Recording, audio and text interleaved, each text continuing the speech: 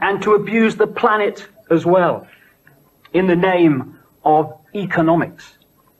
You cannot divorce the values that abuse animals and those that abuse people and abuse the planet, for they are the same values. It was Henry Salt, a great social reformer and animal rights campaigner, because again, the two are indivisible, who said early on in this century, "It is useless to preach peace by itself, social justice by itself, or kindness to animals by itself. The cause," he said, "of each of all the evils that afflict the world is the same: the general lack of humanity, the lack of knowledge that all sentient life is akin, and that he who injures a fellow being is in fact doing injury to himself.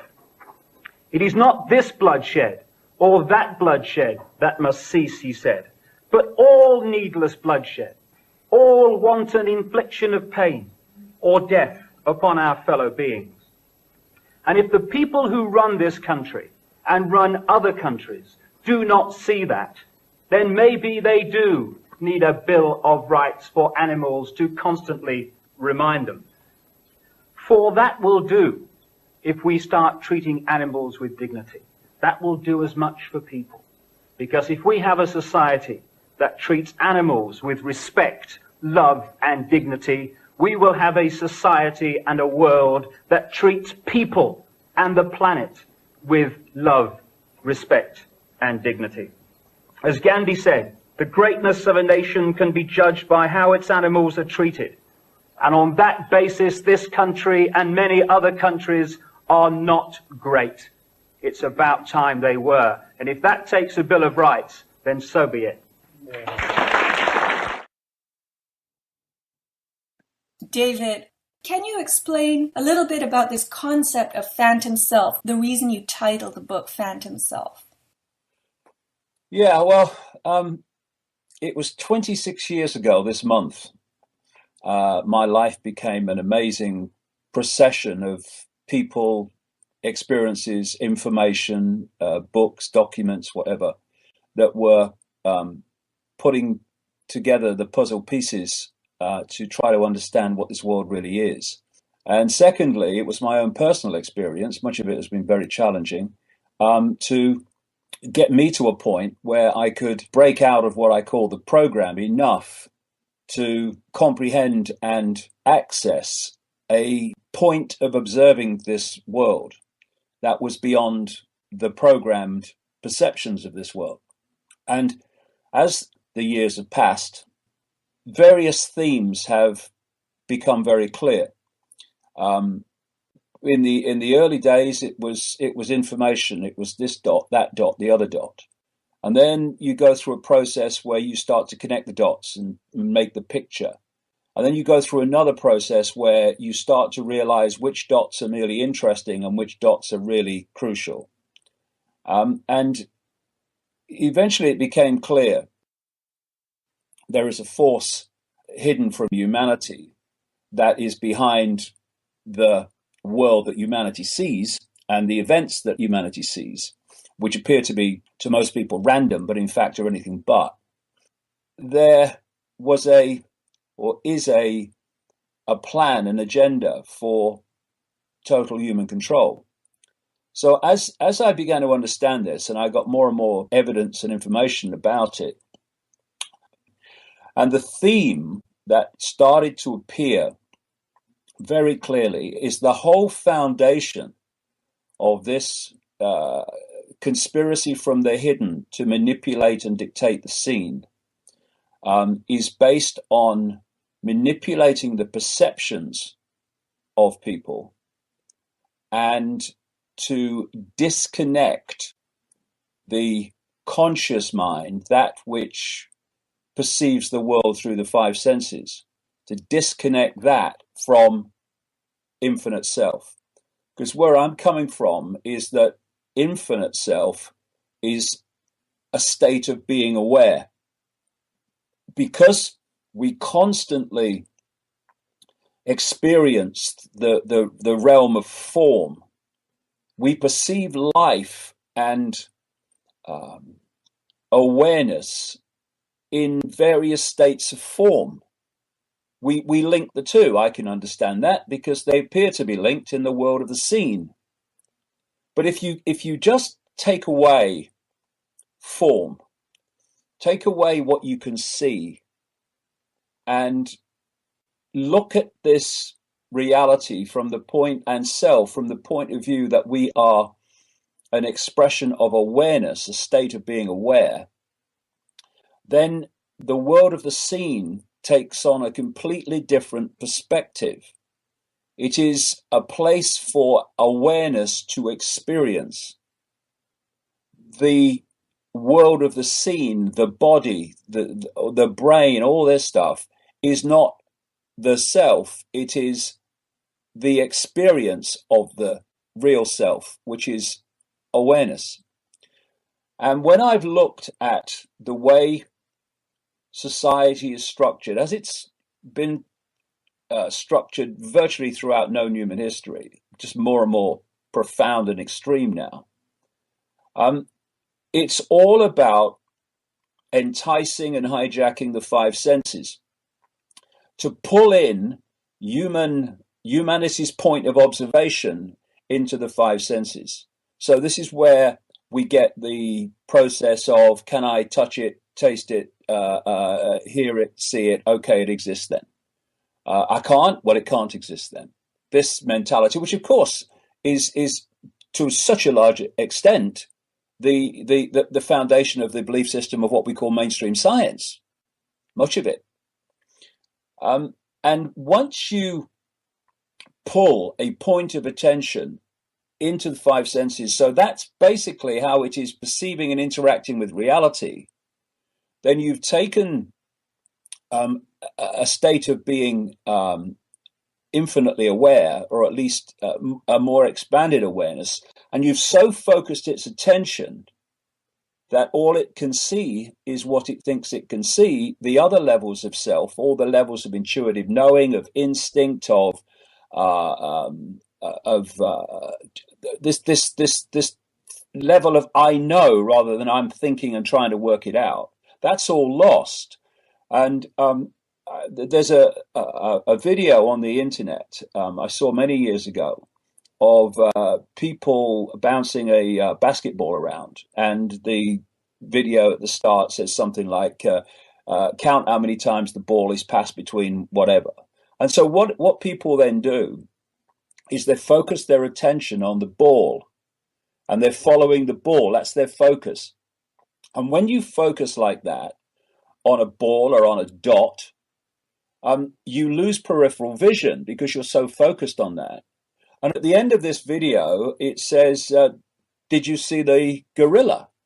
And the great majority of people, so this study said, do not see the gorilla. And what they do then is they play the video back, and suddenly, right in the middle, while people were watching, this gorilla walks in the middle of the players, looks around and walks off.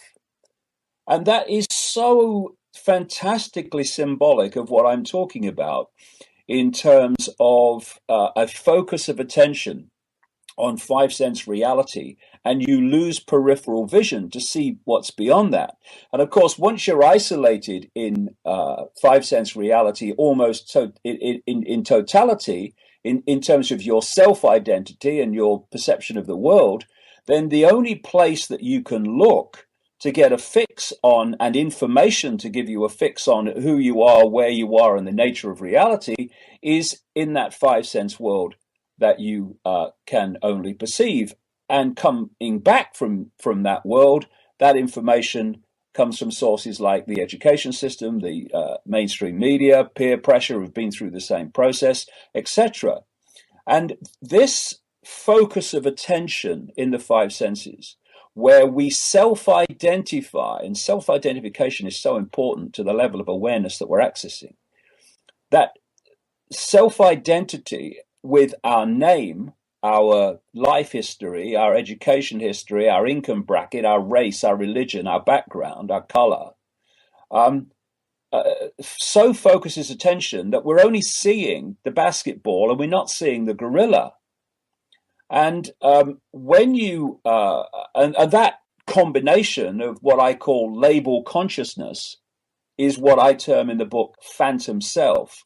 It's the self identity, not with the true self awareness, but with phantom self, a construct made up of labels that we've accepted is us and who we are. And what the conspiracy must do is hold us in that phantom self focus of attention, which is and self identity, which is what it is, at the expense of the greater self. Because once you expand your awareness beyond the program, beyond the phantom, into a much greater spectrum of awareness, you see what you cannot see in phantom self. Okay, so David, I use the term the three-dimensional world, which is the container for the experience of life. And you're telling us how our five senses register what we can see, hear, touch, smell, and so forth. But that awareness exists beyond that three-dimensional world. It's a part of us that lives outside of the three dimensions. And this is what they're closing off in us, right? Yes, exactly. Because we're dealing with a force in the hidden that understands, at least on the relevant levels to itself, how we interact with reality and what reality in this human world really is. And this is why, and you see, when I started on this journey, I started to see in the very early days, back in 1990, 91, that there were other explanations for life and reality than I'd come across before. Because when I was growing up, first of all, I rejected religion. From a very early age. I also rejected the idea that of much of mainstream science, which this world is all there is, life's a bitch and then you die. I rejected that as well. But I was getting on with my life. I was a professional soccer player. I then became a journalist. I then moved into television. I became a national spokesman for the British Green Party. And in you know, if you like, in human terms, I'd lived a very expansive life. And then I have this experience, and I start to come across all this information and start to get all these kind of insights into reality beyond anything that I'd seen before. And my first question, right back nearly 26 years ago, was, why on earth have I not seen this before? Why isn't this taught in the schools? Why isn't this on the television? And of course, what happens then as you move along the process of uncovering, you realize there's a very good reason why that's not happening, because that which is controlling all that does not want it to happen, because the whole foundation of human control is this disconnection. It is this manipulated focus of attention on a pea-size identification of self instead of infinite self having that experience. And so over the centuries before what we call the modern world, religion, of course, was massively playing this role of little me, keeping people in little me, keeping people in a state of I am small and I have to look to my betters. And you know, Sophia, when you think about it, religion, it was another, and the way religion still works today is another version of this disconnection for this reason. Religions, and I'm talking about the mainstream religions, although I don't get involved in any religion. I think anything, it has connotations and it has structure, and I think that's all part of phantom self. Anyway, but the mainstream religions, what have they said throughout their time? And what do they say in relation to, I mean, the Christian Jesus? Only through me can you get to, in effect, connection with the the divine, the greater. Only through this man in this frock, called a priest or a bishop or a imam or a rabbi, can you make that connection. In other words, the very symbol of the priest in mainstream religion is to stand between the self-identity of the human self and what is perceived to be the greater divine infinite self.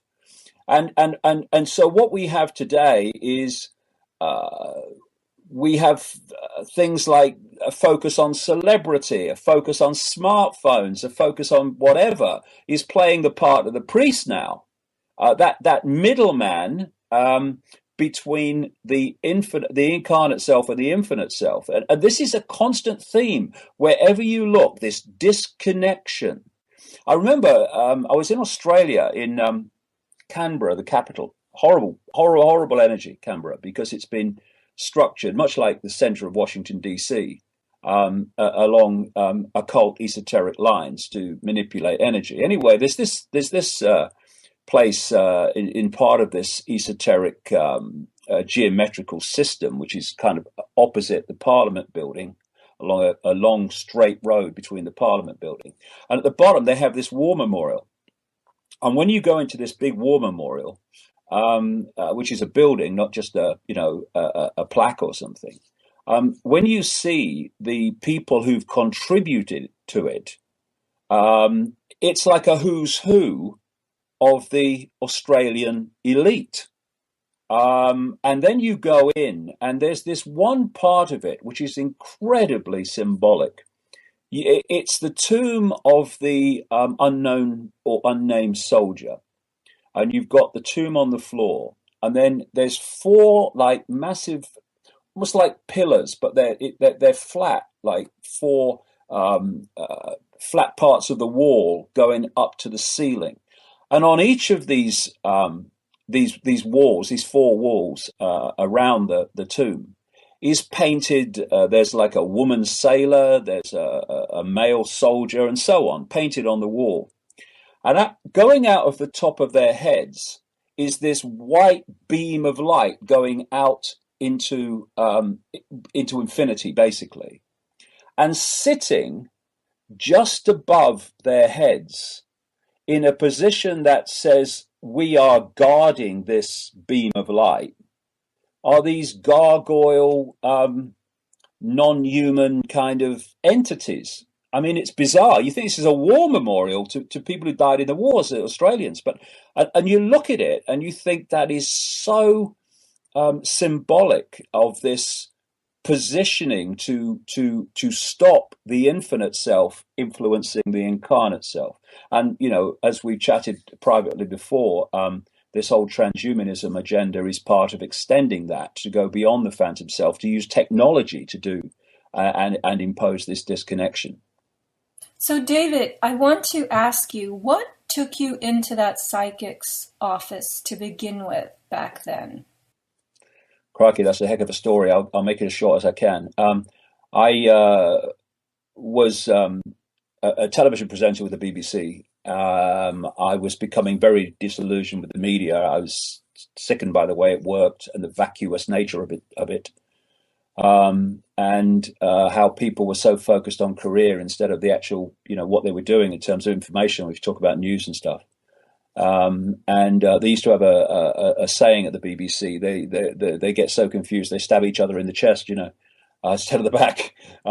So I was really kind of becoming disillusioned with that whole world and that vacuous world. But what I started to happen in early would have been early 1989. Yeah, that's what it would be. Yeah, early 1989. I started to feel that when I was in a room alone, I wasn't alone. There was something there, and although I've always been open to worlds beyond this world, even as a kid, it just made perfect sense to me. I mean, what do you mean this is the only world, and humans are the only form of life? Don't be daft. Always seemed crazy to me. Anyway, as the year moved on, this presence, if you like, got more and more powerful, more and more tangible, until by the end of 1989, going into 1990, it had become so. It was about this time, actually, in 1990, in the March, that I felt this presence so tangible that I was in a hotel room. Funnily enough, I'm going to stay in that hotel soon when I speak in London, and I sat on the side of the bed. I'd just been working for the BBC, and this presence in the room was so powerful and so there that I said, if there's something there, would you please contact me, because you're driving me up the wall. And then a few days later, I was just a few minutes walk from where I'm sitting now with my who was then a little boy, Gareth, now very much an adult, long time ago. In fact, like I say, 26 years ago this month. And we were going to have some lunch in a cafe. But when we got there, it was full, so we were going to walk off somewhere else.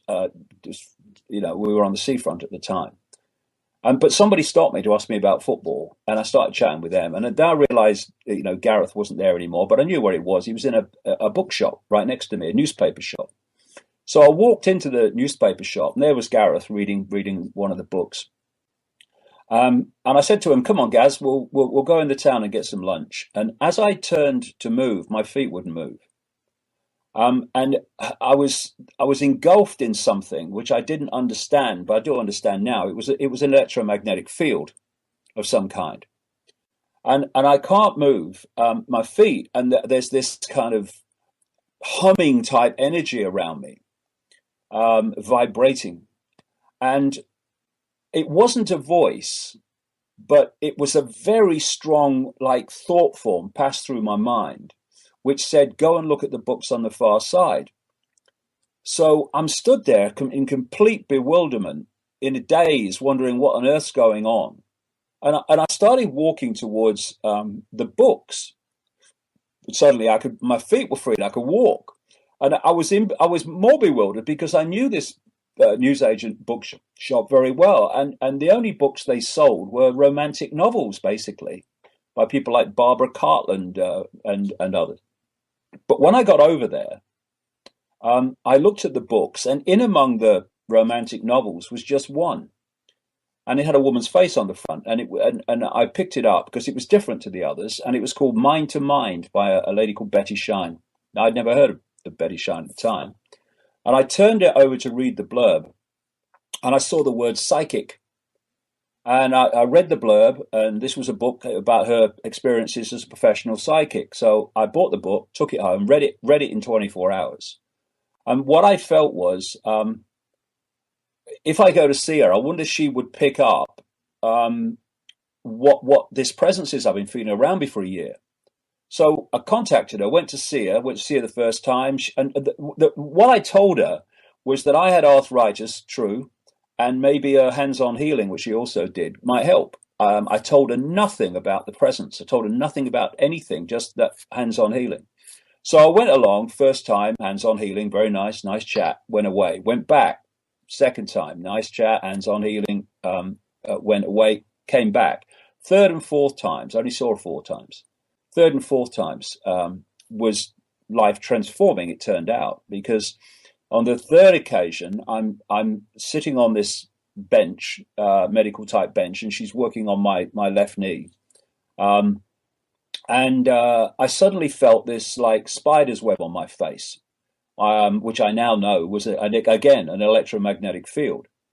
Didn't know then, of course. But what struck me is I'd read in her book that she said when other levels of reality, entities, whatever you want to call them, are trying to lock into you, you sometimes feel a spider's web on your face. And of course, it makes sense because they're locking in to make an electromagnetic connection to you.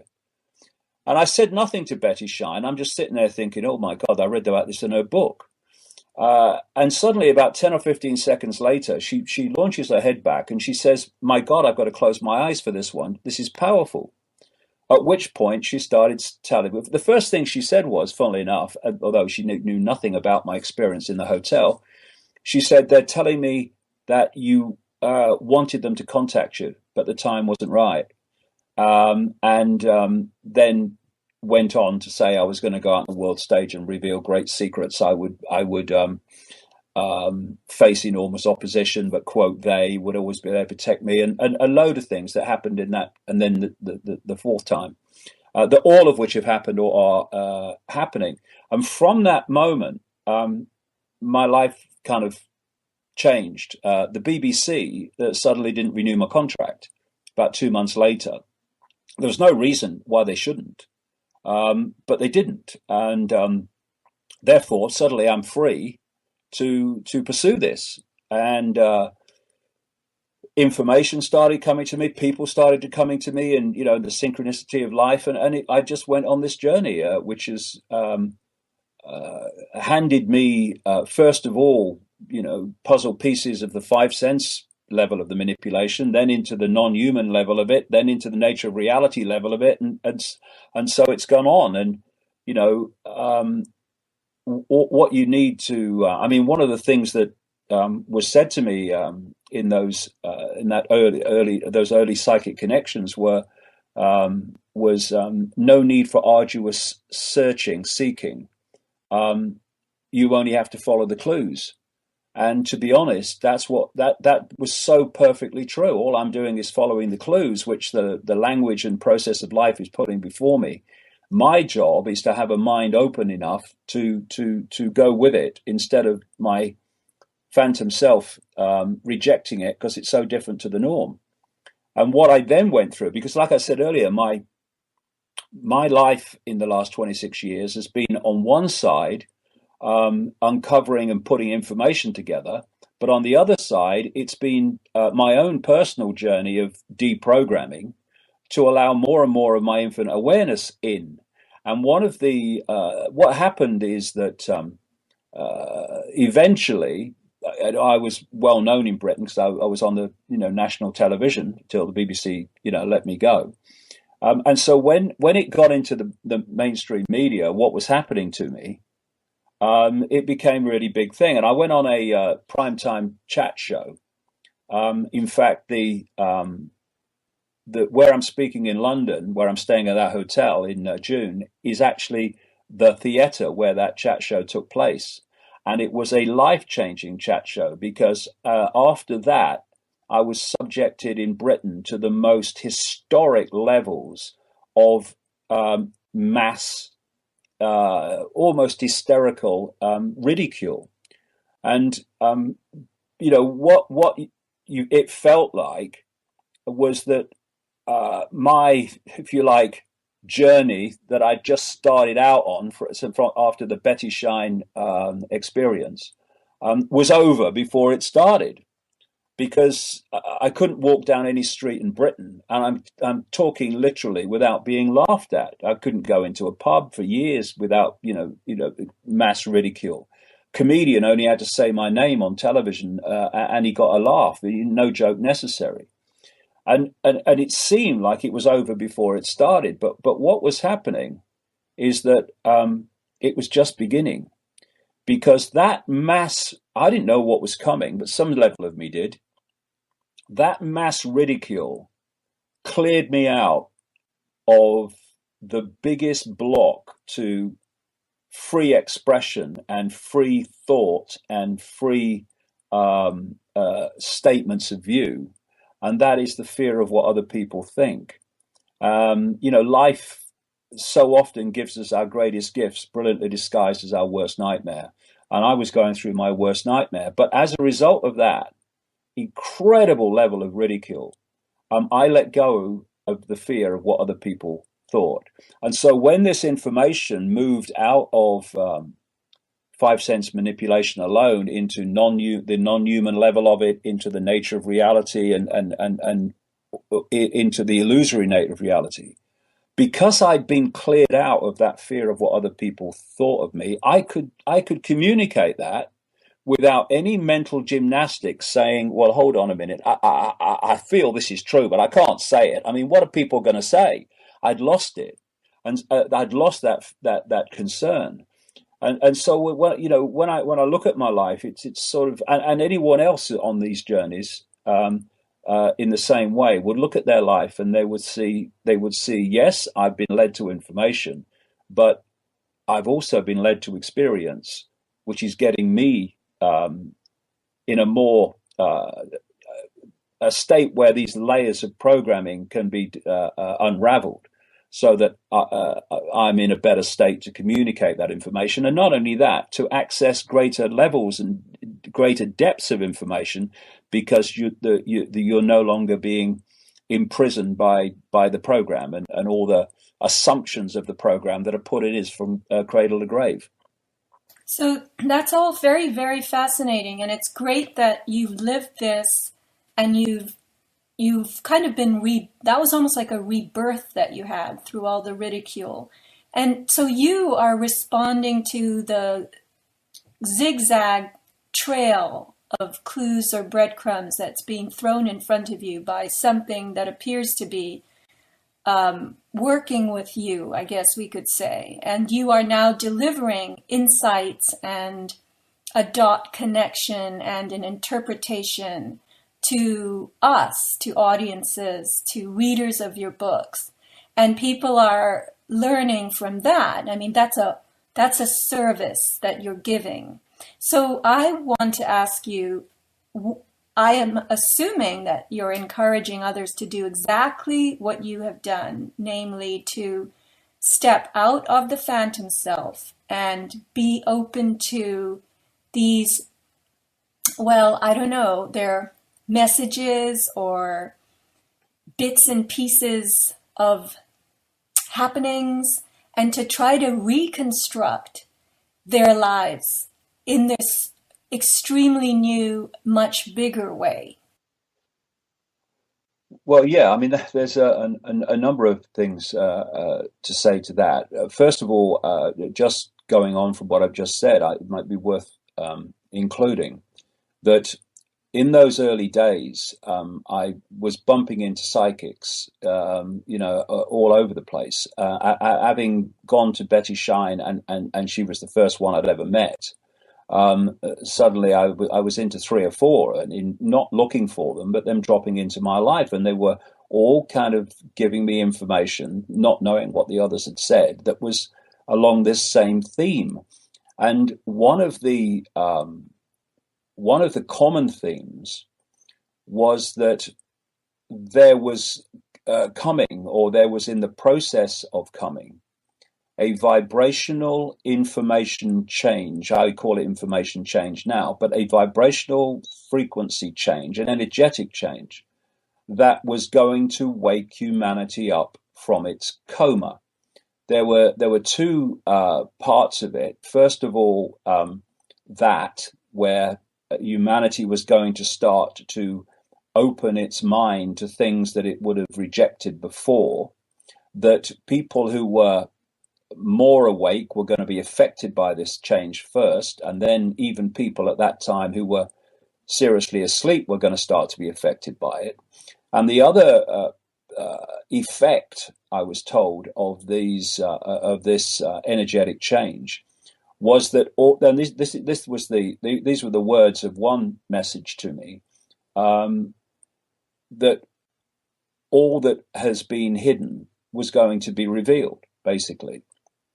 And when you think that this was happening to me in the early months of around the spring of 1990, and there was absolutely no evidence of any of this, and now you see the extraordinary number of people compared with then who are reassessing their perceptions of self, their self-identity, the way they see the world, reality, and world events, then it is extraordinary. And because of what I was told this energetic change would do, I gave it the name The Truth Vibrations, which was the name of the first book I wrote in something of a daze during 1990, trying to understand what was happening to me.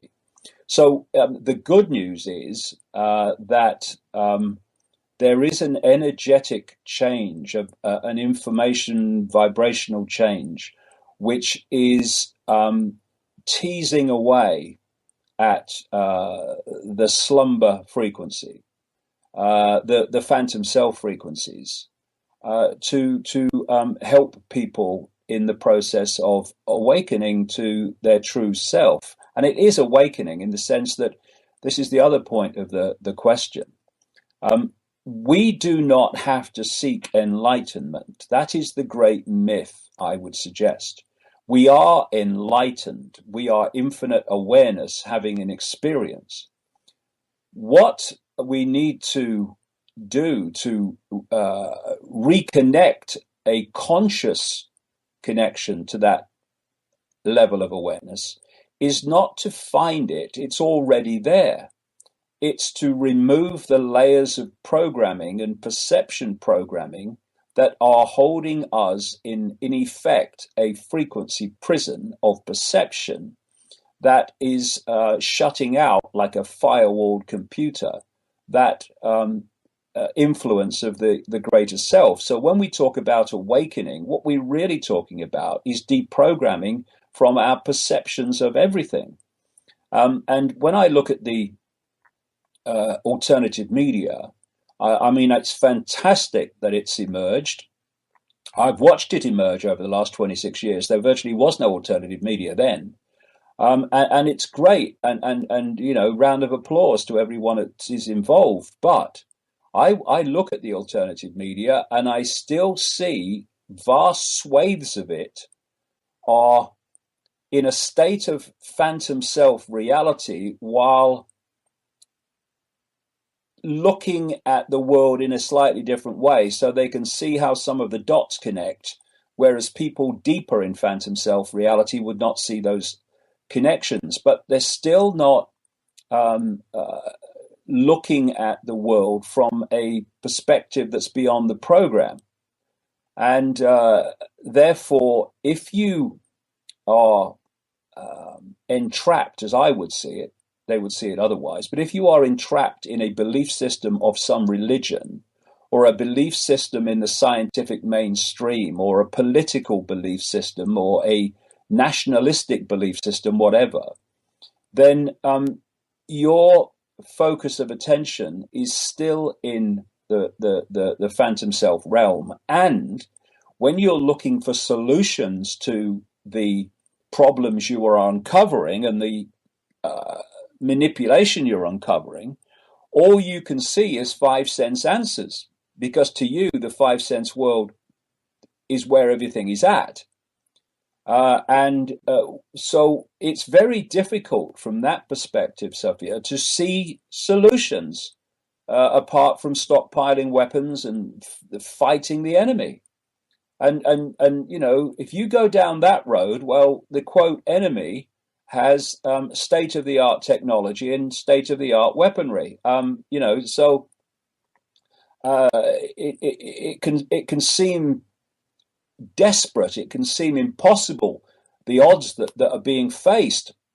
But if you can expand your perception of reality beyond the program into the realms of pure awareness, you then see that this world is simply an expression of a state of awareness. This world collectively reflects the phantom self perception of everything. And thus it's a state of limitation. It's a state of little me. It's a state of I'm limited and I'm little me. Therefore, I have to look to my betters to tell me what to think, to run the world for me, to do all the things that I obviously do not have the capacity to do. You look in the mirror and you see the reflection and you think that's me and that's the entirety of me. So all you can do again is think limitation. I can't. And of course, that's where this force wants humanity to be, because then it's a piece of cake to manipulate and control literally billions of people. But if you realize that as you expand your awareness and your sense of reality, then you can go into those realms where this world is manifested from. In simple terms, if you don't like a movie, then it's no good standing on the movie theater stage shouting at the movie and hurling abuse at the movie, because it doesn't matter what you do. It doesn't matter how many placards you walk around with demanding change in the movie. It's not going to change, because it's a movie. It's a projection on a screen. It's not where it's coming from. You've got to get to the source, the projector, and you've got to change the reel. And that comes not from the world that we see, it comes from the world that we don't see. So it's just as this world is manipulated and directed from the unseen into the seen, so the way to turn this around has to come from the unseen into the seen, because the seen just does what the unseen has told it to do.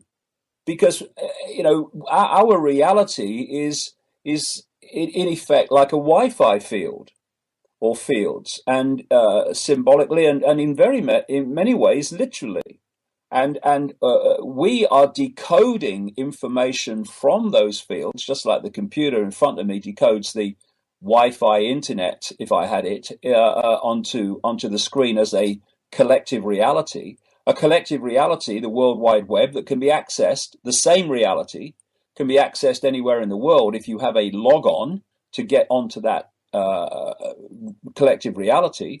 And you can put on the screen in Sydney, Australia, what someone's putting on the screen in New York, or you can put something very different on the screen to what someone else is doing, just as we live our lives in that way. And so we are decoding that information field into a reality, which I would suggest is simply a holographic version of the World Wide Web. And if you are, because my contention is that this universe is actually a quantum computer version of a computer game, in the most simplest way of explaining it. And the body, the biological computer, I call it, which again is energetic in its base form, is interacting with this quantum computer universe, which is interactive. We take information from the fields and turn that into a collective reality we think is physical but isn't. But we also post into those fields our own perceptions, our own state of being, and thus change the field as the field affects us. And if you are in a state of focus in the five senses, then that state of highly concentrated focus will mean that you can only access that range of the quantum universe. Thus, what you're interacting with, and thus what you can manifest and what you can understand, is a fraction of what it would be and can be if you expanded your awareness. So a much greater level of your conscious self is interacting with the field. Now you're seeing things and understanding things and getting insights that the five senses alone would never get. And what happens, and this is, of course, is what's happened throughout history, is phantom self, which is perceiving that tiny band of possibility and interaction, looks at people that are accessing a wider band of interaction. And because they're perceiving things in a completely different way, they're the ones throughout history, still now, who have been ridiculed, who have been burned at the stake, who have been condemned as dangerous and locked away. Because what we call normal, this is a very important point, I would suggest, what we call normal has become equated with sanity. What has become known as normal is equated with how things are, when all it is, normal, is what you normally experience. And so a normal interaction of phantom self is within a tiny band of this interactive universe. And thus it's normal is what that interaction manifests. Whereas if you expand your awareness, then what you're interacting with gives you a completely different level of normal. It's like one of the chapters in Phantom Self is called "The Paranormal is Normal." Once you expand your awareness, you realize what is called paranormal. And the reason it's called paranormal is because it's outside the normal accessed by Phantom Self, i.e., esoteric things, psychic things, ghostly things, and all the things that go with it. Whereas when you interact with a greater level of this field, and in the end go beyond the field altogether into other realms of reality and insight beyond this so-called universe itself, then you start to realize that what Phantom Self calls paranormal is actually perfectly normal, perfectly logical, and simply explainable. And so this is what the awakening is. And what we need to do, I would suggest, I'm not telling anyone what to do, it's just a suggestion, is to get a blank sheet of paper, symbolically or literally, and say, okay, these are my beliefs. This is how I see reality. First of all, where did this come from? Where did this belief come from? Where did this view come from? Where did this perception come from? And if people are honest, they will invariably, almost whatever that perception, belief, and sense of reality is, they will chart it and track it back to some expression of this program, some expression of this system. It will be what their parents said. It will be something that the education system told them, what science told them, what doctors told them, whatever. And then say, next stage, okay, that's where it came from. Okay, now instead of me accepting those beliefs, views, they're now going to stand up to scrutiny. They're now going to have to earn their place in my perceptions. They're going to have to earn their place on this piece of paper and not just go there just because it's the norm. And then let information and insight be the guide to how you perceive, and not just downloaded beliefs from the system, because it can be so easy to just come out with things, and then people say, well, where did you get that from? And they say, oh, no, everybody knows that. Well, no, I don't know that because I don't think it's right. So where did you get it from? And very quickly they're lost about where they got it from. It was just, well, that's how it is, isn't it? Well, actually, maybe it's not. Why do you think it's how it is? And again, it's come from the system in some form. It's like the Nazis used to say, in effect, the greatest form of reality program is repetition. When you keep being told from cradle to grave through parents, education system, and scientists and media and what have you, the same thing, and all the peers around you, peer pressure is telling you the same thing because they've been through the same system, then suddenly, purely by repetition, you get a view of how things are. But when you break it down, where it's come from, oh yeah, well, the scientist said it. Well, where's he got it from?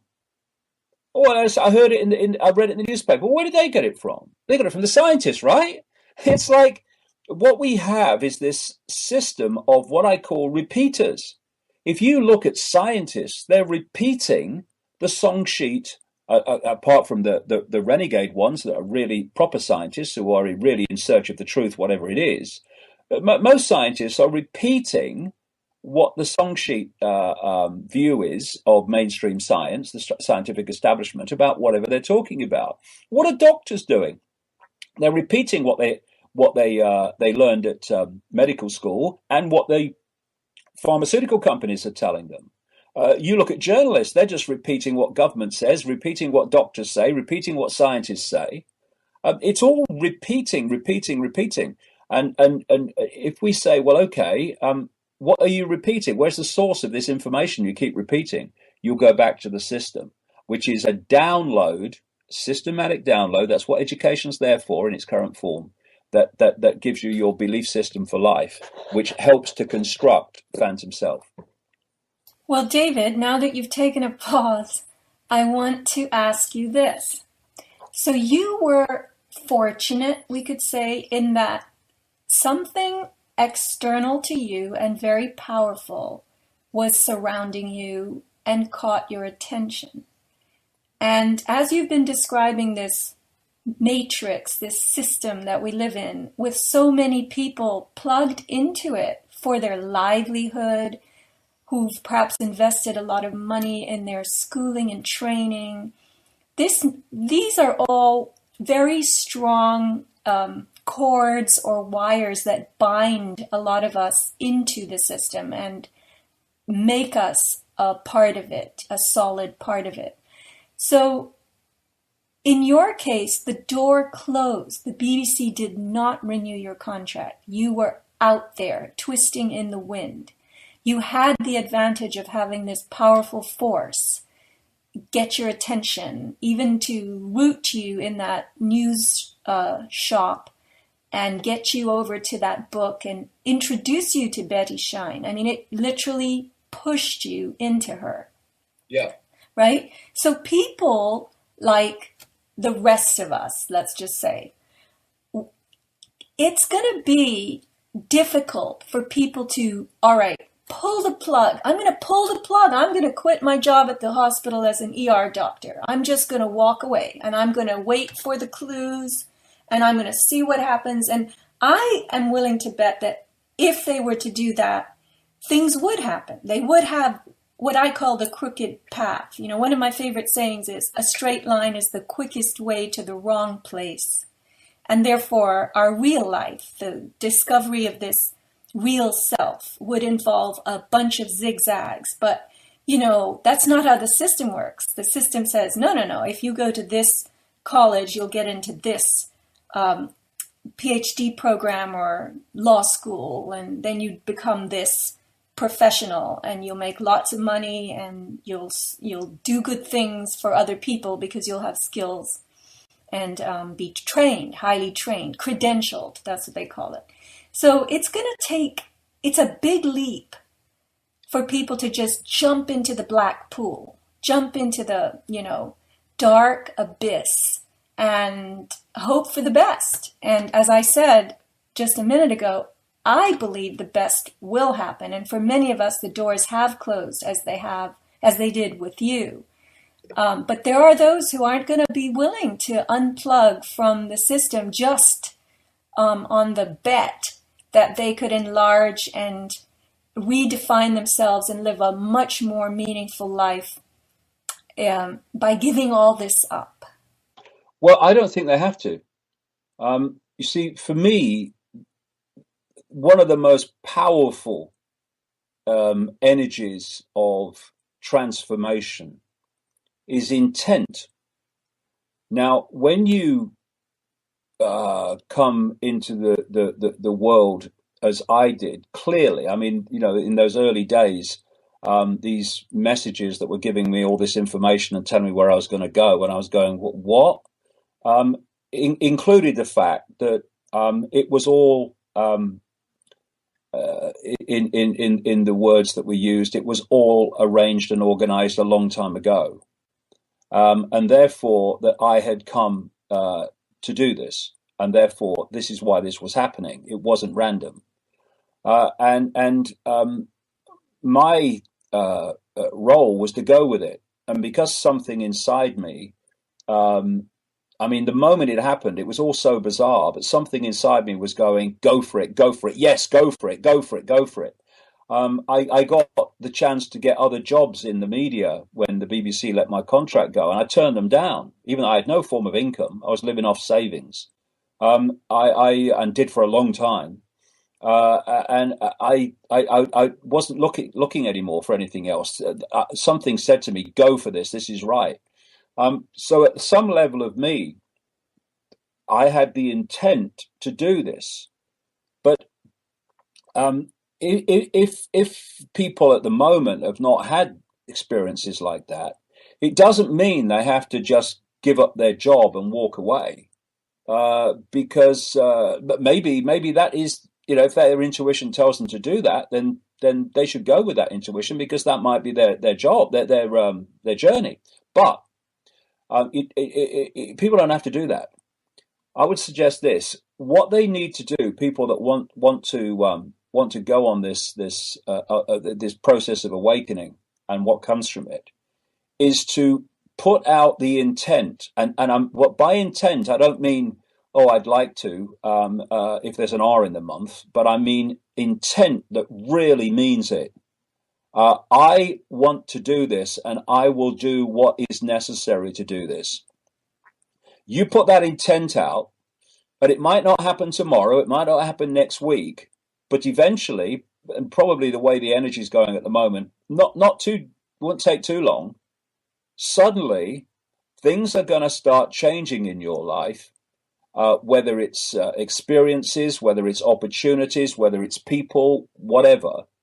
And your life is going to start to change because it's changing in line with your intent. Everything is energy. Everything. In this reality, everything is energy. And thus, an experience, a person, a location, a job is in its prime form an energetic information field. Now, when you put out the intent that you want to go through this process of transformation and deprogramming, there is a frequency change that takes place. That intent starts to broadcast a frequency, and that frequency will sync with and draw to it through something I call vibrational magnetism, a kind of form of electromagnetics in the reality we're experiencing. And it will lock into those fields and it will draw them to us. And in the manifest world, where we turn those fields into holographic, apparently physical expressions, people come into our lives as they did with me. Information, opportunities come into your life, and they start to pull you and draw you and lead you into a certain direction. And so it's not about just dropping everything and walking away and sitting in a room and saying, okay, I'm going to wait for something to happen. You don't have to do that. Once that intent goes out, you can carry on what you're doing for a while, and then you start to watch things change. Not if the intent's not genuine. And that's another point. As with me, so with everyone, when you put out that intent and this synchronization of intent with information fields that connect to that intent start to come towards you, then we'll see what your intent really is. Because often, people think, I'm going to be spiritual now. I'm going all spiritual. And so what's going to happen is everything's going to be lovely. And I'm going to walk along leafy lanes and butterflies are going to drop on my shoulder. And it's going to be lovely now because I'm spiritual. And what normally happens, and of course massively it happened in my life, is all hell breaks loose. Your life in your experience often seems to start to fall apart. And people then start to panic and they say, oh my God, what's happening? What's happening to my life? I thought I was going spiritual. My life's falling apart. And you say to them, well, that's the life you didn't want, isn't it? And they say, well, yeah, well, that's why it's fallen apart. And there's this transition period where the old life starts to fall apart because the old vibration, the old frequency that you're giving out from your previous pre-intent self that was drawing in people, places, locations, ways of life as a result of that, now that is falling apart because you're no longer syncing with it. And relationships might break up. They might not if the other person's going the same way as you. Locations may change, jobs may change, opportunities may change. And it's important at that stage to stick with it, because what will eventually happen is the manifestations of the intent will come in to replace what is falling apart. And that's what happened to me massively. And the thing is just to keep walking, keep sticking with it, because it will work out. And a lot of people, they go through that initial stage where their life starts to fall apart and they don't like it, and because they're losing their sense of security, which is part of phantom self, that is the need for security and predictability of life. and they say, no, I'm not going. Oh, if this is spirituality, you can stick it. I'm not having it. I don't want this. And they go back to their old life. But if you stick with it, your life is transformed. And like I say, you don't have to say, oh, I'm going to give up my job and walk away. You just have to put out the intent and then go with it, and it will naturally unfold. And because of what I call the truth vibrations, in the time we're in now, it will unfold. I think a lot more quickly and a lot more smoothly than it would have done at one point, before this vibrational change started to kick in. Well, David, that's very helpful. I really mean that. And I know how scared so many people are. They're stuck in a matrix job, which means they have matrix people around them. They have a bunch of phantom selves operating right alongside them, and it's driving them crazy, but they believe they need a paycheck and they wouldn't be able to do much if they didn't have that influx of, fiat money, digits rolling into their bank account that keep them alive. This is the perception. So yeah, I think you have to put the intent out, and then you're going to have that intent tested, because that's what these energetic forces that loom over us are interested in. Do you mean this or not? And so it will be the beginning of a journey, and you have to be adventurous and committed in every way, from the depths of you to that journey, if you're going to succeed in it. And you haven't been through easy times. I know that. I mean, between the ridicule and the physical, the arthritis, there's been lots and lots and lots of tests for you. And experience of tests and pain and hardship, that's part of being human, I think. And we've got to show that we can meet them, and then we can reach for the best of what's in us to transform them into another leg of the path, Yeah, and we can perceive them from a human level as tests and challenges, but I think from an energetic level, it's all about frequency and energetic connection. Because if you put out an intent, and that intent starts to draw to you what you need to achieve that intent, which is for the old life to fall apart, so the new transformed life can come in. Then, if you don't go with the intent, it's not really, I think, energetically that you're being tested to see if you will. It's purely energetic physics in a way, that if you don't go with that intent, then you disconnect yourself from the intent, and the intent energy stops bringing to you what you need to achieve the intent, and everything's the energy. You go back to the same energetic state, and it's the same with challenges. We can experience them as challenges, we can experience them as tests, or we can see, hold on a second, there's some energetic layer of me which is blocking me moving forward or expanding as I need to. Thus, I need to address that energetic block, and we will experience the holographic expression of that block by some kind of experience, and we'll experience the block breaking as some kind of physical experience, or what we think is physical, and therefore we'll experience on that level. But what we're actually doing is just removing energetic fields, energetic information and perception fields that are stopping us expanding into greater levels of awareness. So there's two ways of looking at it. Neither are wrong. I mean, one's an expression and one's with the source. But if in the end, what it's all doing is unpicking the program and unpicking, and of course, because of the passing on through what we call procreation of fields of perception, because the body's just information fields, and in that will be fields of perception which have come from that genetic line's energetic frequency field line of experience, and thus many of the things on a biological computer body level that are the blocks we need to remove are actually blocks that have nothing to do with this, even this particular experience. They're blocks that are in there.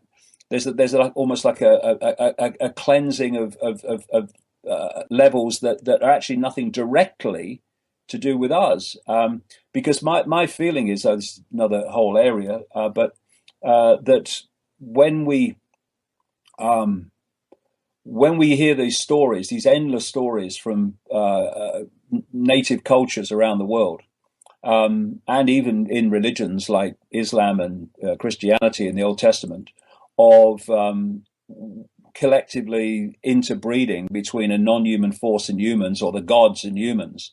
I think part of that so-called interbreeding, I think it was much more high-tech than we led to believe, was downloading emotional and perception fields into the body computer, which we're dealing with, a bit like a virus, if you like. And so we're dealing with that as well. But consciousness is so powerful, and the program so weak in the face of consciousness in its power, that we can overcome anything. But we can't overcome it in phantom self, because phantom self, by its very nature, its very self-identity, is being overwhelmed in its perception of everything by and by this this manipulated sense of reality that is running through the body computer. So, David, as you were talking, I was getting the picture mentally of a sculptor who has a big block of something, and he's got something in mind to make from it. Let's say he's going to sculpt a human face, the head of somebody. It could be imaginary, it could be Thomas Jefferson or someone, one of the greats. So we're all like that. We're all boxes in this phantom self, and we're very similar because we, as you said, it's repetition, repetition, repetition. We all think, the sky is blue, the clouds are real, and we know they're not, those of us who've awakened. But so the first few dislodgings of material, which would be the phantom self, have to be big chunks falling off. The sculptor hacks off big pieces because he has to get that head form out. And then each successively he has to carve and whittle and carve and whittle, and eventually you're going to see this identity coming out that was in that block, right? So that's what I was thinking of, that we have to be willing to say, as our life is falling apart, wow, this was a big chunk being taken off. Now, oh gosh, there's another big chunk. Now there's this other piece from the back of my head. What's going to be the back of my neck, Well, the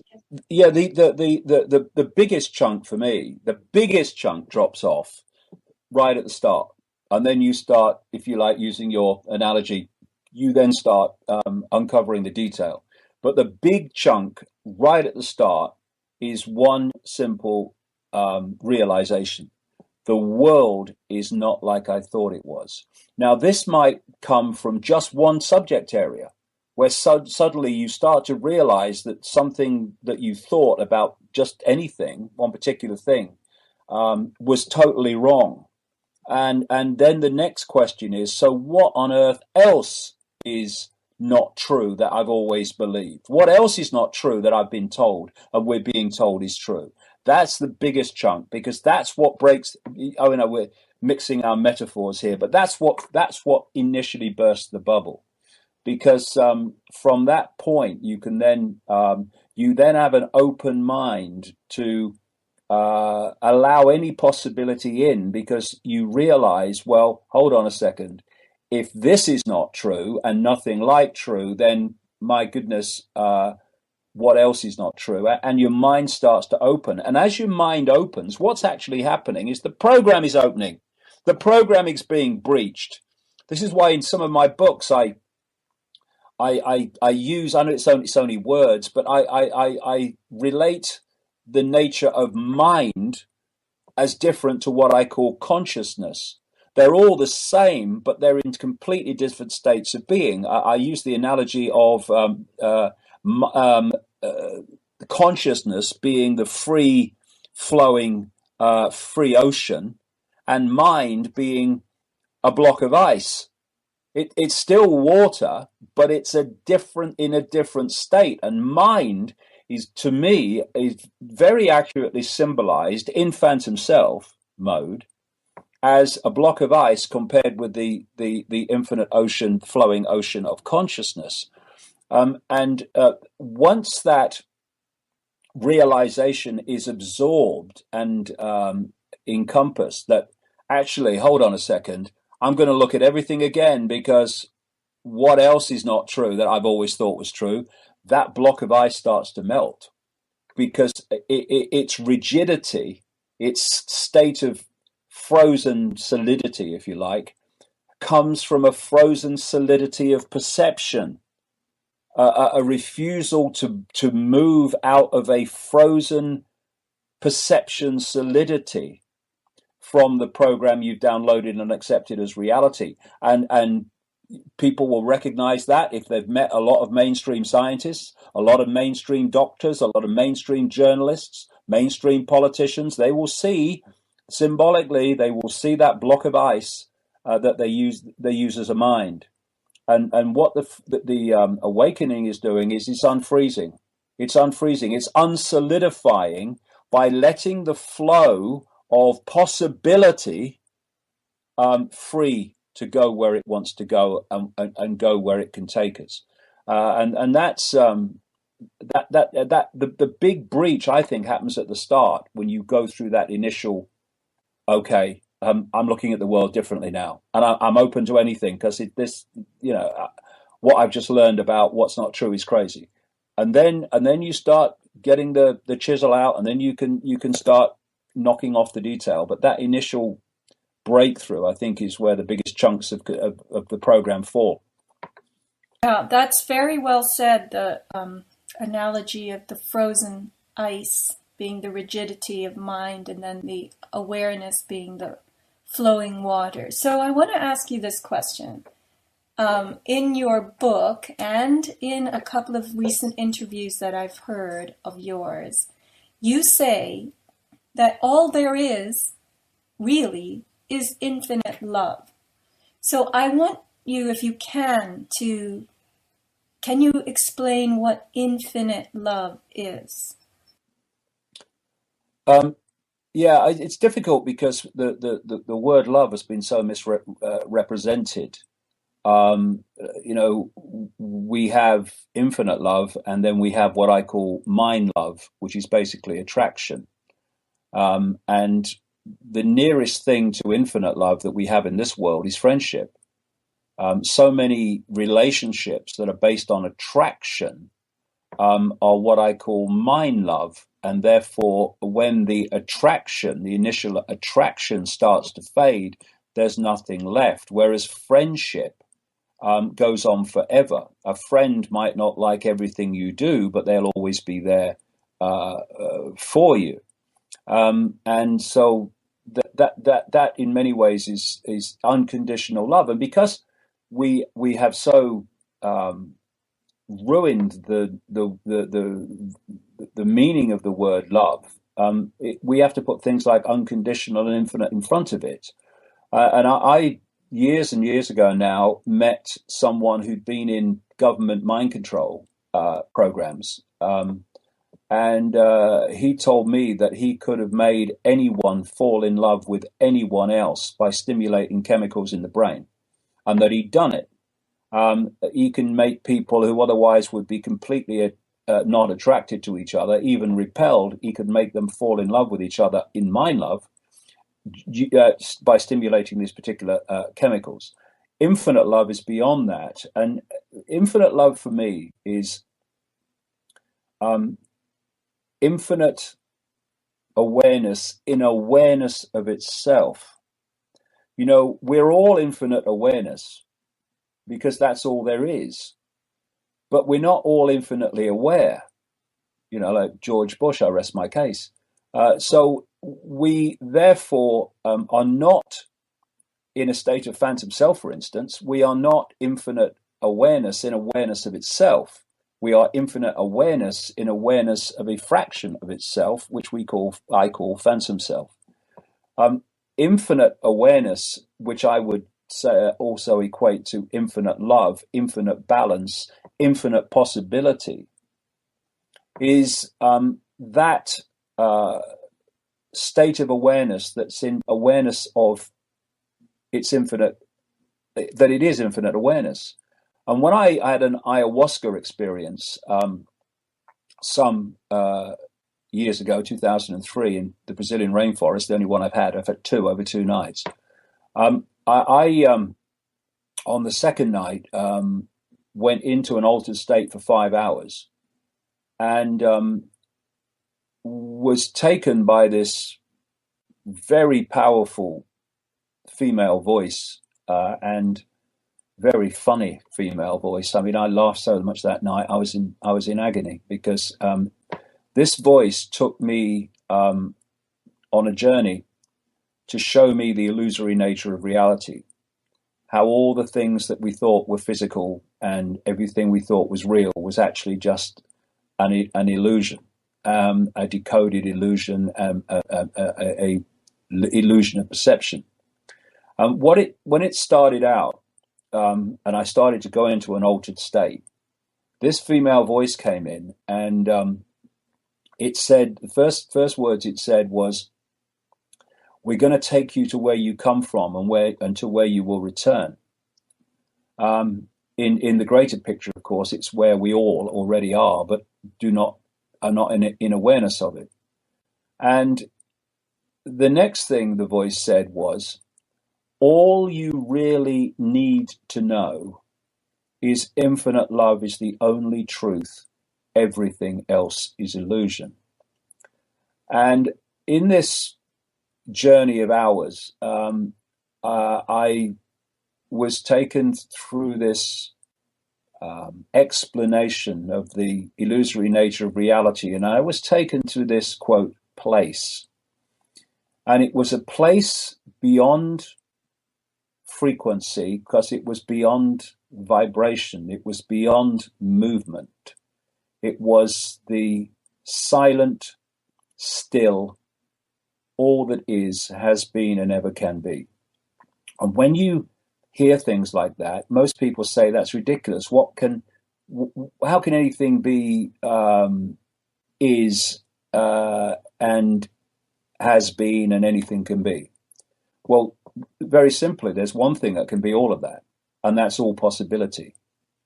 And this state, I say place, this state which manifested as a place, had such extraordinary levels of pure, unconditional love, bliss, all-knowingness. It was beyond description. And I was told that from this point of silent, still, all possibility, everything became manifest, or could be made manifest.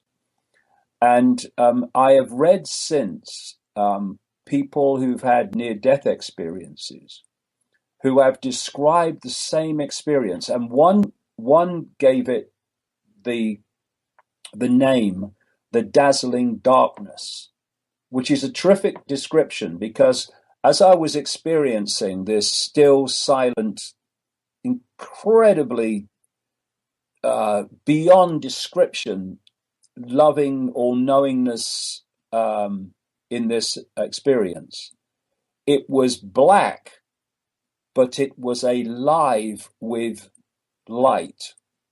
And it's impossible without experiencing it to describe what seems to be a contradiction but isn't. And I was interested to see these other people in near-death experiences who would experience that same thing. The dazzling darkness is a wonderful description. That is the true self. That is infinite awareness in awareness of itself.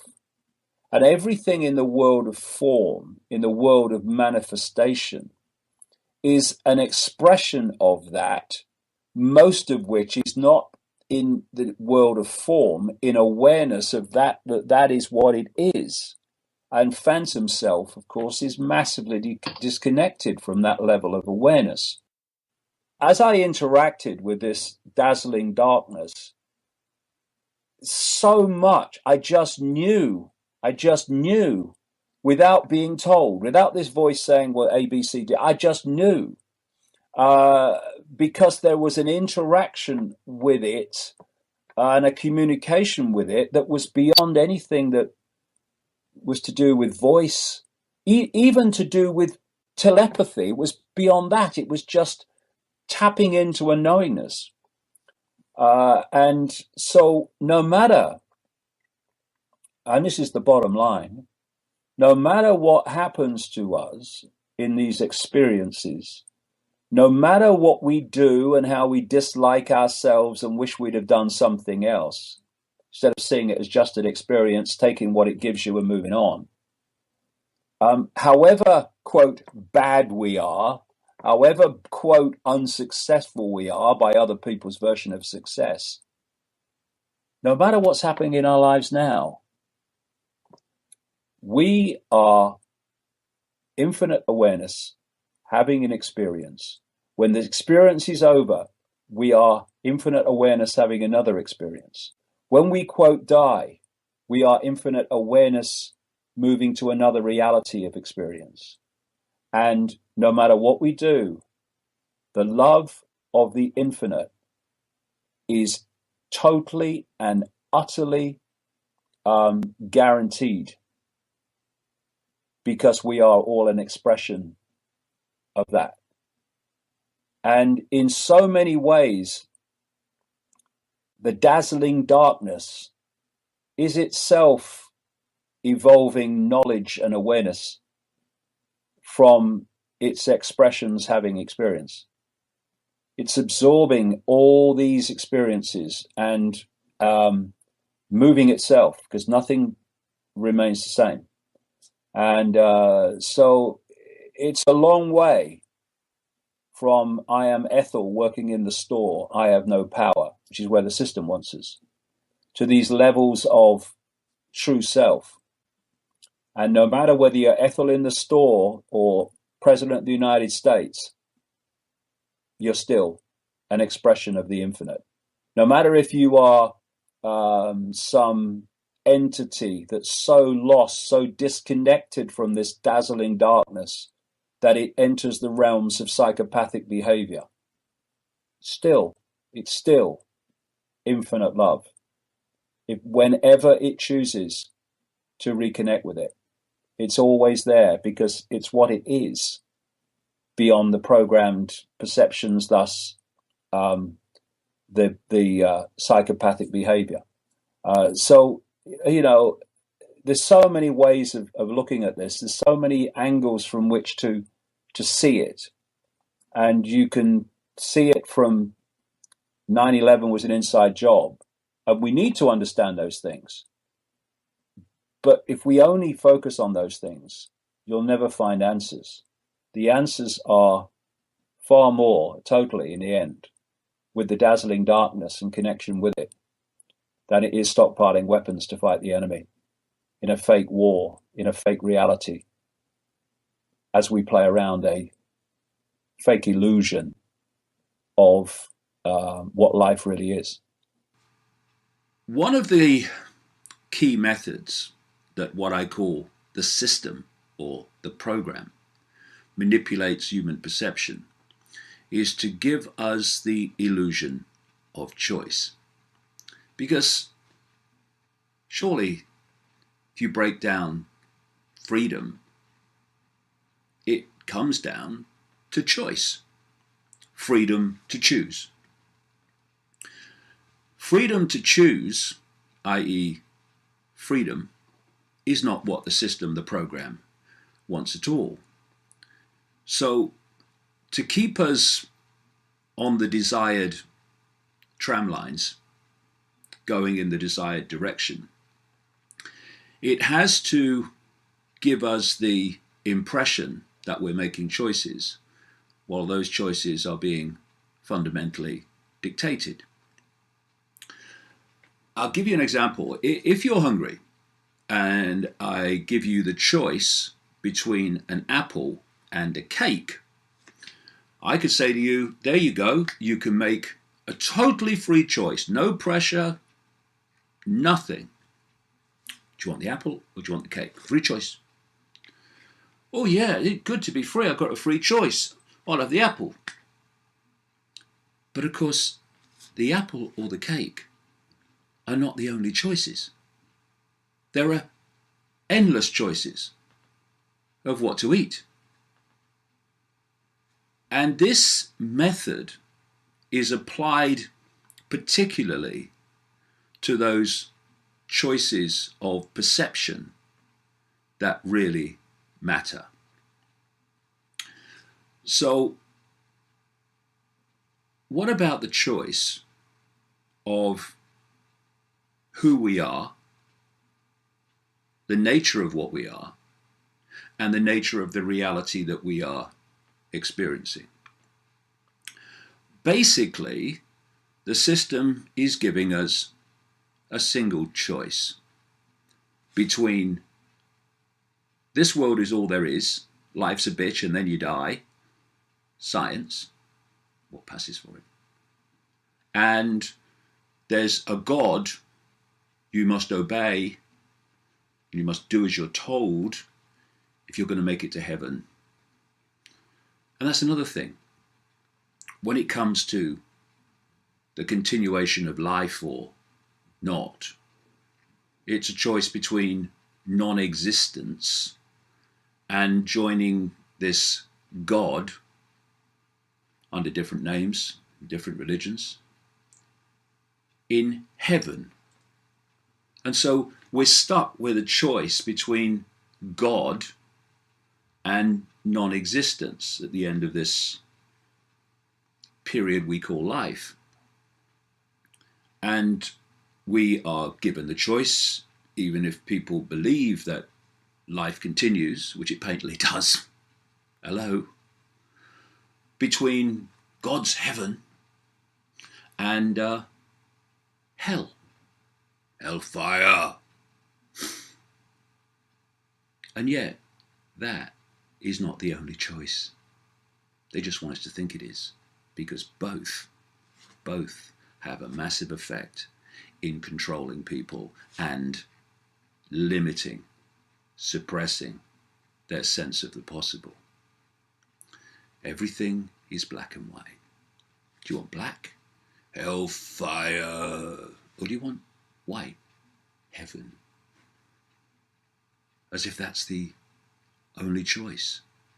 So what we're looking at is religion has hijacked the perception of the afterlife, because overwhelmingly that's on its terms, and what we bravely call science has hijacked non-existence after what we call death.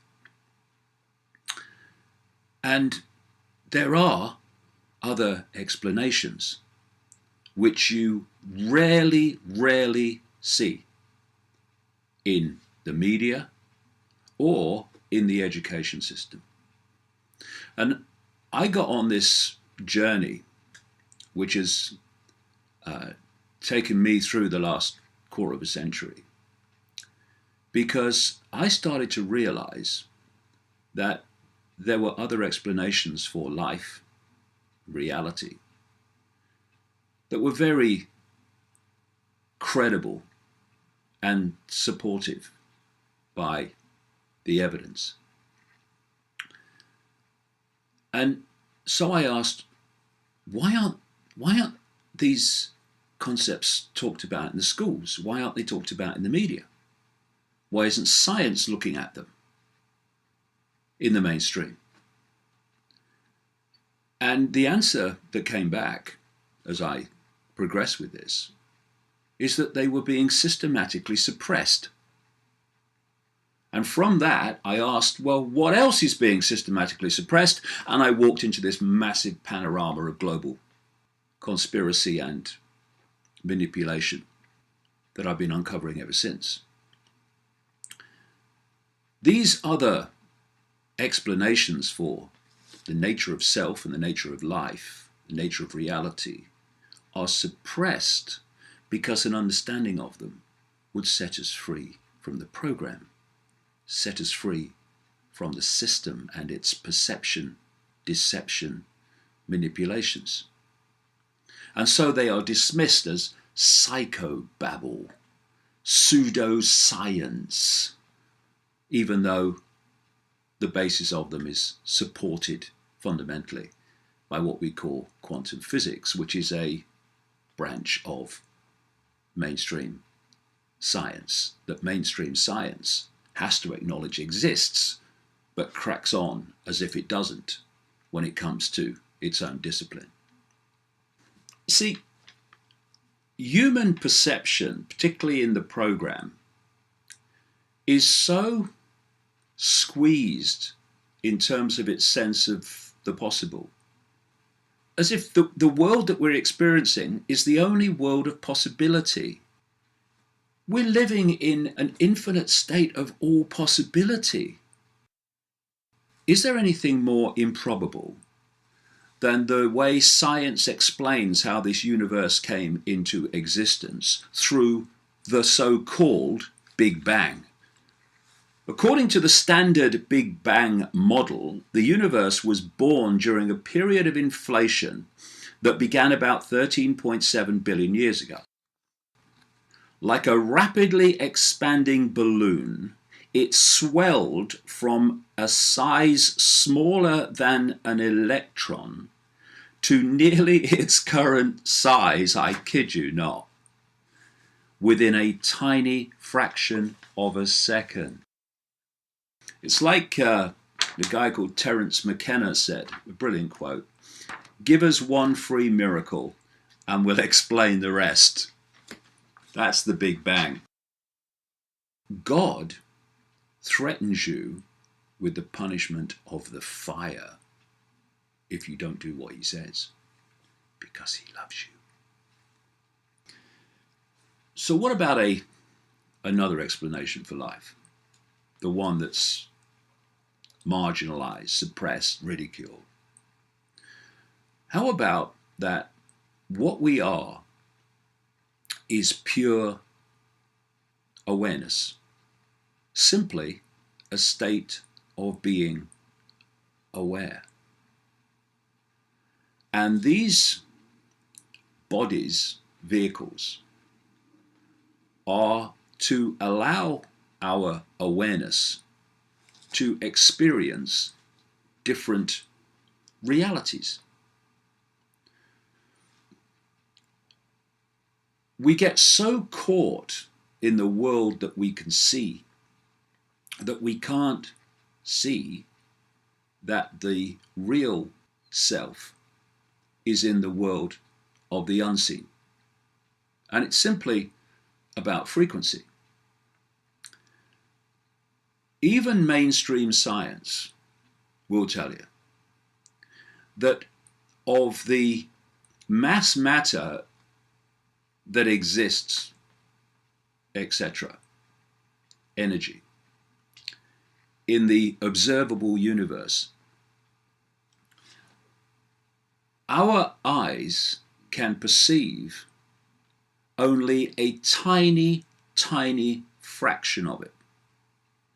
Some say as low as 0.005% of what exists in the known universe is all that we call the electromagnetic spectrum.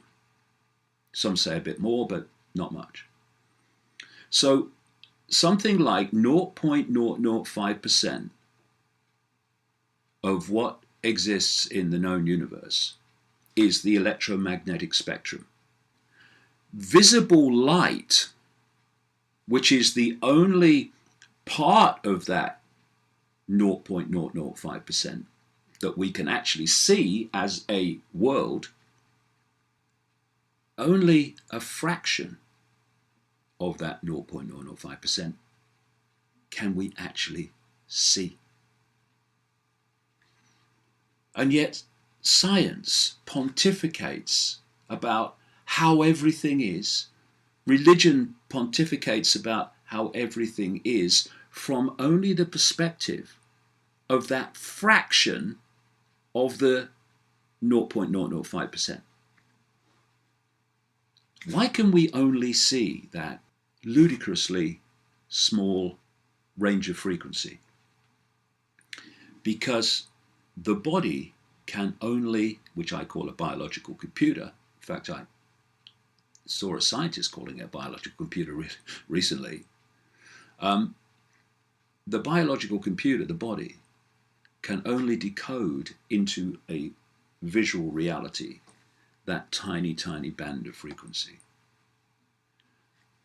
And if we think that despite the tiny amount of reality that we can perceive, that we can make definite claims that there is no afterlife, then that's just plainly ridiculous and unbelievably arrogant.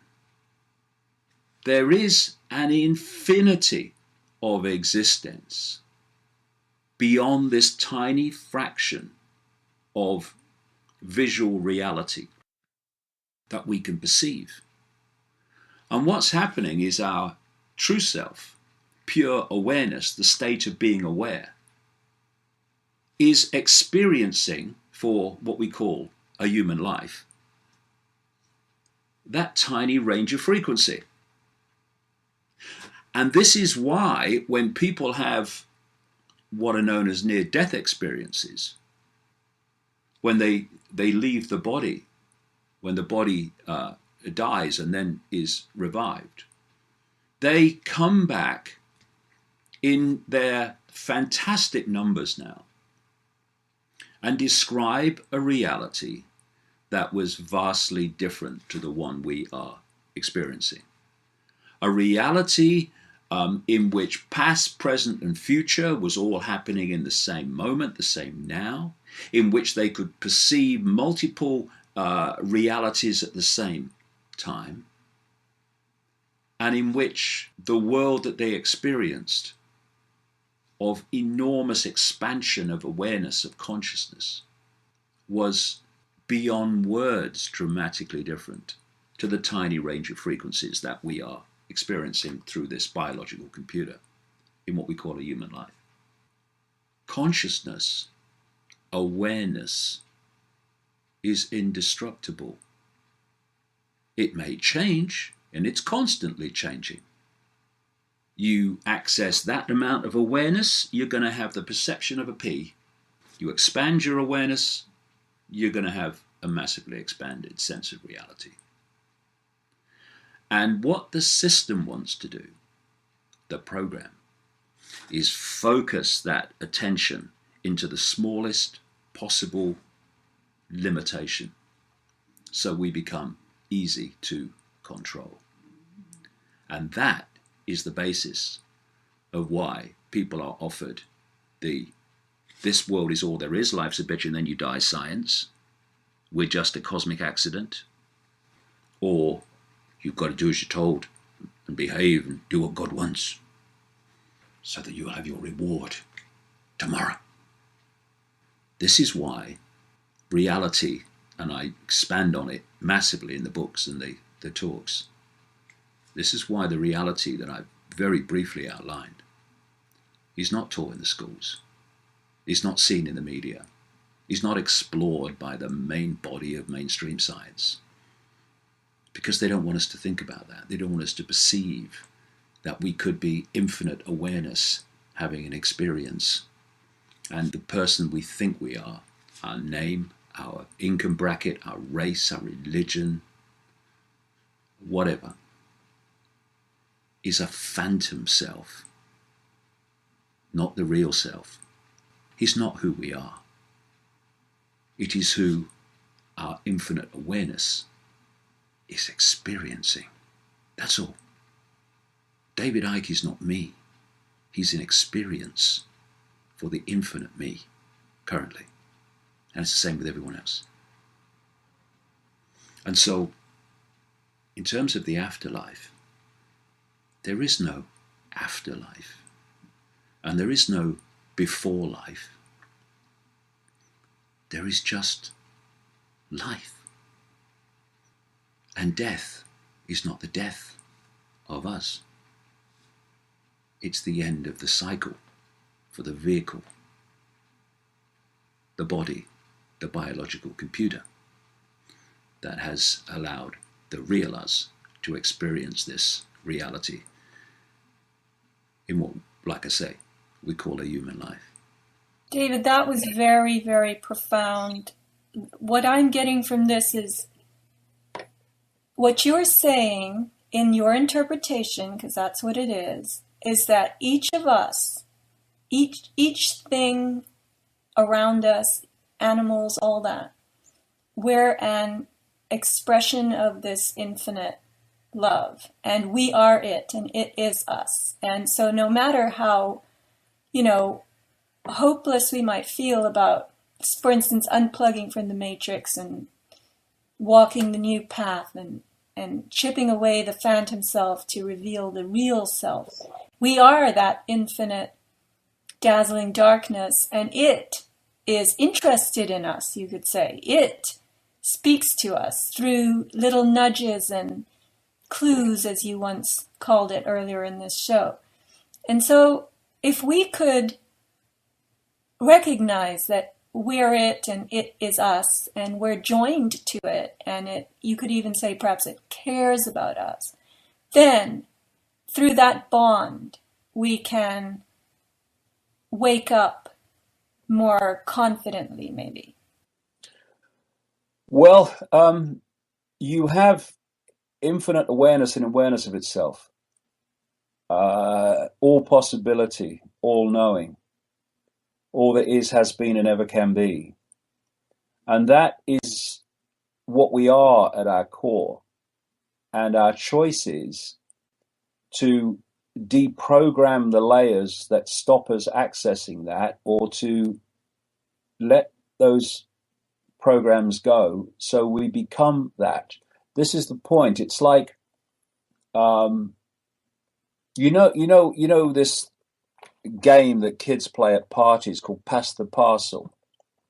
In the parcel is the prize, and if we symbolize the prize as the dazzling darkness, the parcel goes round and round and round, and every time the music stops, a layer of the parcel is taken off, and as the layer is taken off, it gets smaller and smaller, and that's symbolic of all these programs of that give us a perception of complexity, which is there to hide the simple nature of everything. This box gets smaller and smaller as the layers come off, and the more layers come off, the more wrappings come off, the closer you get to the prize. And eventually, of course, the last wrapping comes off and you have the prize. And this is so symbolic of the process that we need to go through if we want the prize, if we want to become an expression in form of the dazzling darkness. And the closer we get to it, the more expansively we see reality, the more power we have through that expansiveness to change reality, and the more this world of control, of limitation, of I can't and little me is transformed, not through fighting, not through stockpiling, not through attacking the enemy, but through demanifesting the, quote, enemy, by manifesting a world that, in the same way of the process we talked about earlier of intent, there is a collective version of everything as there is a single version of everything, and they are expressions of each other. What humanity, I would suggest, is going through now is a collective version of the intent transformation. And it may not seem like that on the surface, but it often doesn't seem like that when an individual's going through it at the start. But as people awaken and change their perceptions and change their intent, so collectively that process of breaking down the old collective self, so the new one, the collective reality, so the new one can emerge, we are going through that now. And what appears to be so nightmarish, and is in the experiencing for so many people, not least in places like Syria, Libya, and all these other targets, what we're actually seeing, I would suggest, is the breakdown of the old order. And that which is behind the old order has been able to manifest that order by manipulating the perceptions of humanity en masse, which through that collective perception of reality has manifested the experienced reality that we have called the world. This force that is behind the control is not itself manifesting anything. It doesn't have the power to. It is manipulating collective perception so the target population manifests that collective reality that suits the force. This is why it has to control information. From information comes perception. This is why it has to control experience by putting world events in place that manifest with information a sense of perception, which manifests itself then as an experienced reality. As this awakening goes on and expands, so we will see that, if you like, intent.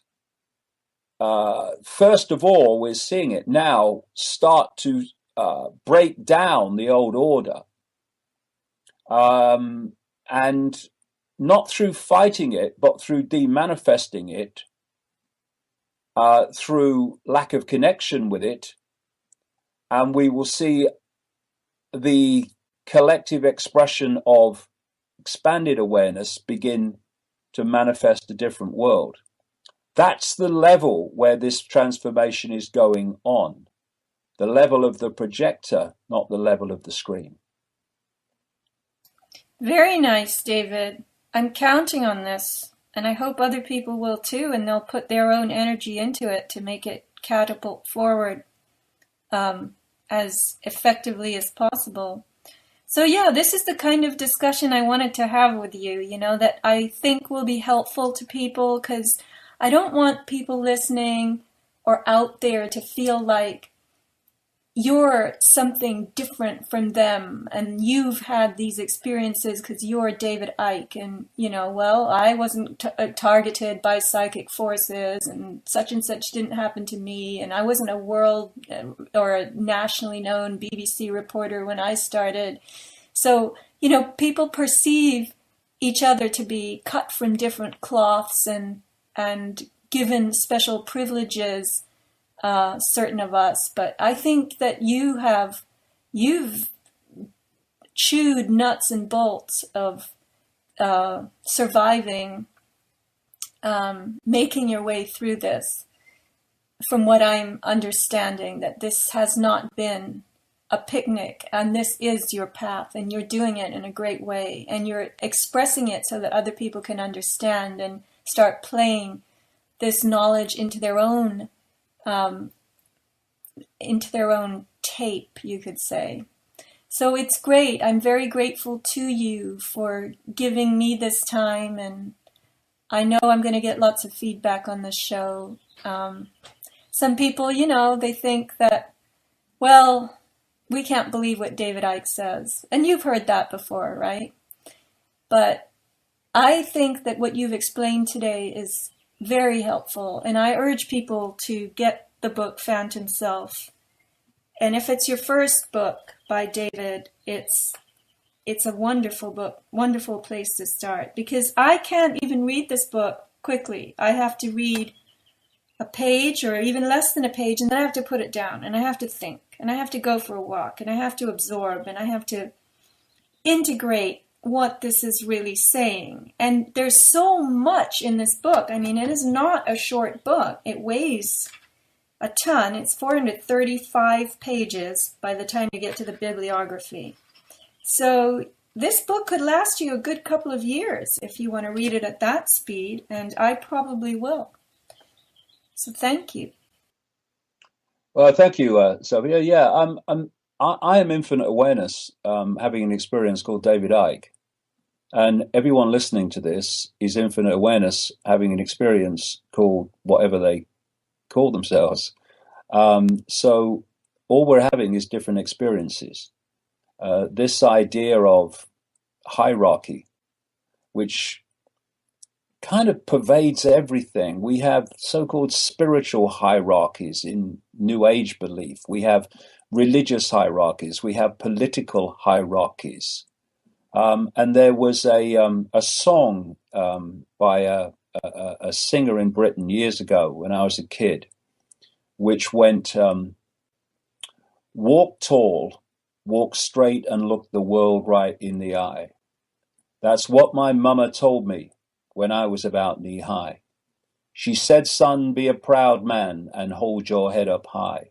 Walk tall, walk straight and look the world right in the eye. And we need to look the world in the eye. And we need to stop cricking our neck, looking down or looking up, because we're all expressions of the same infinite awareness having different experiences. And we've been divided so that infinite awareness goes to war with itself. We change that, we reverse that, and this conspiracy is all over, and the world will be